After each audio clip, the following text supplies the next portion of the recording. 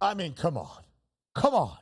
It's the first day of March. Show them the Saturday board for tomorrow. Show them the top 25 games that we have tomorrow. I don't even want to talk. I don't even want to just stop for a second. Look, that is the first Saturday in March, the first Saturday of this month of madness that we love in college basketball. That is how you open. That is how you start. He is James Young. He is in the middle. Donnie lives up to his last name, his true last name. He is on the right side, and I am Ben Stevens. JY, it is Friday, March 1st. It is March. If you could describe your level of excitement in this month in one word, what would you use? I can't. That's a problem. I can't give you one word. Excited, jubilant, can't sleep.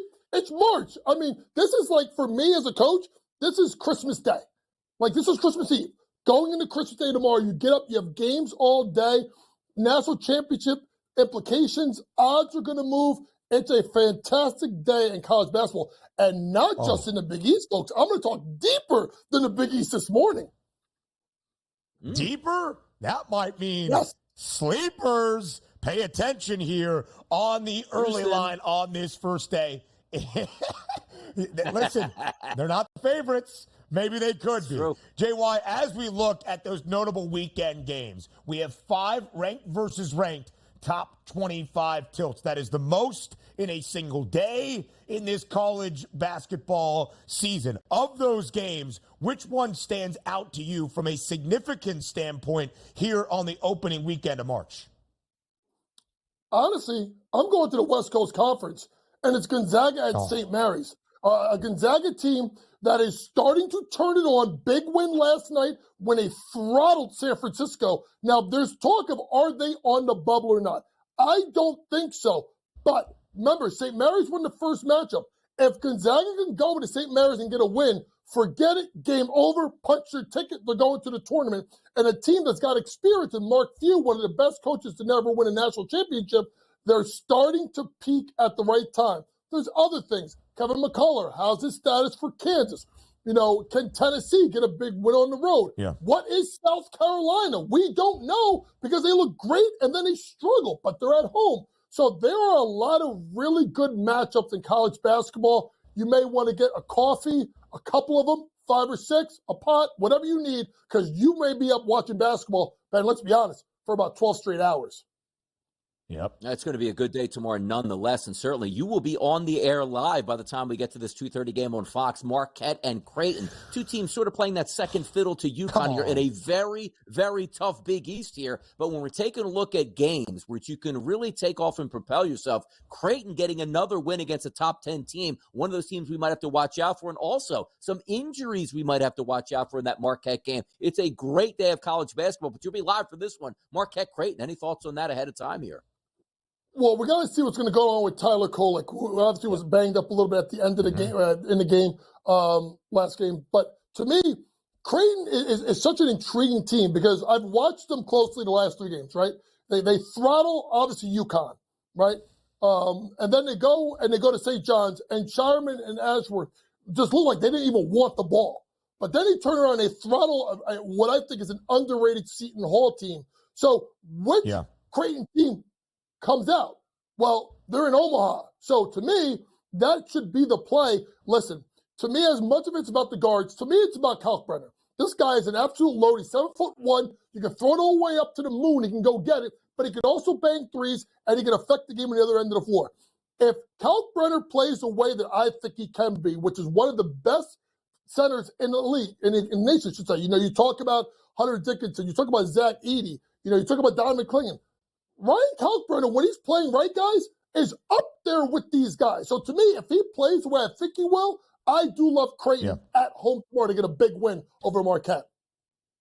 Tyler Kolek's status is going to be huge. Left the game early in the second half as Marquette was throttling Providence earlier this week with what they are calling an oblique injury. The extent of the injury we are not too sure of at this moment. Again, these lines aren't out just yet. They will probably start to trickle out in the next 3 to 4 hours, but we can look at the Ken Palm ratings for these games and get a sense of what is expected from the odds. Kenneth Pomeroy predicts a Creighton 4-point victory, 77-73, tomorrow in downtown Omaha, Nebraska. Marquette has won 3 straight since that loss to Connecticut by 22 points at least. They have covered in all 3. Marquette has won 11 of its last 12. A huge quad 1 opportunity tomorrow on the road in Omaha. A game that very likely could decide the SEC regular season title race, JY, in Tuscaloosa tomorrow. 14th ranked Alabama, number 4 Tennessee. Tennessee, of course, a huge victory at home over Auburn on Wednesday night. Alabama on the road put up more than the century mark against Ole Miss. Nate Oates' Crimson Tide team has scored at least 95 points in 5 consecutive SEC games. That is the longest streak of 95 plus at the high major level since the day of Roy Williams, but not at UNC, way back in the early 2000s at Kansas. What does Tennessee need to do to slow down the Tide tomorrow in Tuscaloosa? They have to play a half-court game, which means you got to get stops, and then you got to prevent fast break opportunities where a team like Alabama absolutely excels. But the crazy thing, Ben, is if you look closely at Tennessee, I mean, they put up 92 versus Auburn, pretty good defensively. They put up 88. Well, they're like Kevin Vanderbilt. They're terrible. 92 versus Arkansas. So Tennessee can score too. I just don't know if that is what Rick Barnes is going to want to do, especially when you go on the road. When you go on the road, folks, you want to slow the game down. You want half-court basketball because why?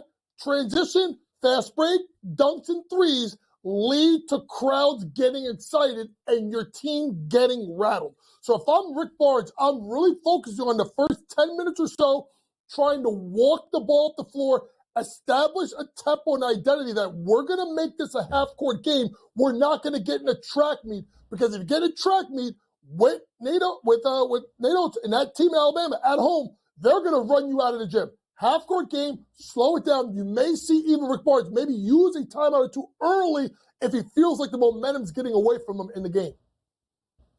JY, if you're driving around New Jersey, you often see some signs that say the Orange is this exit. We're talking South Orange, and that's on Sunday. Seton Hall goes on the road to take on UConn. What are we feeling about this game? Can we get an upset here from the Seton Hall Pirates? No. And I'm a Seton Hall. I love my guys. Listen, here's why. Seton Hall, when they get their big games, if you take away the triple overtime game that they had against Creighton, right? Some of these bigger games haven't been really good. They went to Villanova, they got throttled. They went to Marquette, got throttled. Went to Creighton, got throttled. Now they're playing a lot of these games on the backside now on the road, and now you got to go to UConn, who you beat. Remember, folks, they were losing that game when Don McClingan got hurt, and then they blew him out. Listen, one thing. He's a Jersey guy. Dan Hurley don't like losing to teams in the tri-state area. He don't like losing to St. John's. He don't like losing to Seton Hall. Got to remember, folks, where did Dan Hurley go to college? He went to Seton Hall. So this is personal for him. So I think this is going to be a tough spot for, obviously, Seton Hall. To me, the game you got to look at is going to be Wednesday night. It's Seton Hall. It's Villanova. Those teams are squarely on the bubble. That could be an elimination game if one of those two teams get blown out. This is going to be tight. It's going to be interesting in the Big East because you got 4 teams. You got 3-4 teams that are solidly in. What do you do with Providence? What do you do with St. John's? What do you do with Nova? What do you do with Seton Hall? Because you got to take a ton of the Big 12 teams. What do you do with the Big 10? What do you do with the ACC? So it's getting late early. If Seton Hall can keep it close, it will help them dramatically. If they steal it, they're obviously in. But I'm pointing to Wednesday night, Villanova, Seton Hall as being the de facto game that could decide their season. Hall ball a dog 10 times in Big East play, both 6 and 4 straight up and against the spread. They will probably be a double-digit dog despite being on the bubble when you go to stores and take on UConn. Dan Hurley's from the city, not New York City. Jersey City. He wants to win this game against Seton Hall very, very badly. I mean, show the other graphic of the other notable weekend games that aren't the 5 ranked versus ranked matchups that we have. Because, again, it's not just those ranked versus ranked top 25 tilts. We got Michigan State and Purdue tomorrow night in West Lafayette in Mackey, 8 p.m. Eastern time. Oregon and Arizona, a big Pac-12 clash as the Ducks try to hold on. Houston, unblemished in its first game as number 1 in the country, but did not cover after a big second half from Cincy. The Cougs on the road in Norman tomorrow. We've got some great games all weekend long in college basketball. So, JY, we are 16 days away from Selection Sunday. You and I will be live on our NCAA Tournament Selection Sunday show, live right here on Sports Grid. Are you going to put your future bets in for the big dance then, or might you do so right now if you believe a team can make a deep March run? Well, I mean, it's easy to go chalk and say Houston and UConn, but I'm not going to do it. I need to see the brackets. The one thing, Ben, that's going to be interesting is we know Houston, UConn, Purdue getting the 1 seed. That 4th 1 seed is going to be the one I want to watch out for, and then who's lined up as the 2. Now, if Marquette can go on the road and beat Creighton, they can start to stamp their way to it. If Tennessee wins on the road at Alabama, they can lay claim to it. What about UNC? So it could bounce around a lot of different ways. And then obviously Arizona, but the problem is the Pac-12 is not being really well respected for the most part. So I think that's going to be the key thing. Ben, we've talked about, you and I, when we've done Bracket Central and even in-game live during the tournament, right? Styles make fights. So to me, a lot of this, when it comes down to parity, Ben, comes down to matchups and how teams line up with each other. It will be interesting, and I will say this, folks. I know last year was wild. You know, obviously with Florida Atlantic and San Diego State getting in the Final Four. I don't know if we're going to get that, but we're going to get complete and total chaos. What does our guy John Rossi say? This is March? Oh, this is March, and we're here.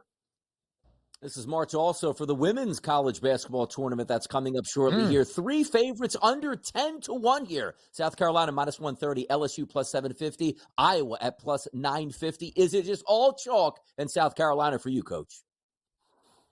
Well, listen, I would say yes, but we got to see what's going on. There's some interesting teams to look at. A Notre Dame team, what I talked about, a Hannah Hidalgo from your neck of the woods, Haddonfield, a star player, point guard, having a great year. You know, what can Caitlin Clark carry her team all the way to a national championship? Kenny Brooks of Virginia Tech has done a great job for a long time. And what do we get out of UConn? A UConn team that, let's be honest, has been wildly inconsistent, but with Paige Beckers, if she puts them on their back, they can make a run. Yep. That tournament will be fun as well. What a showdown we have on Sunday, by the way, in Iowa City. Caitlin Clark goes for the all-time D1 scoring record as 6th-ranked Iowa hosts number 2 Ohio State, who has won 14 straight. Go back to the graphic, can we? It wasn't even Caitlin Clark for the Iowa Hawkeyes. Kate Martin, get yourself a shout-out. Thank you very much. We round out hour 2 next.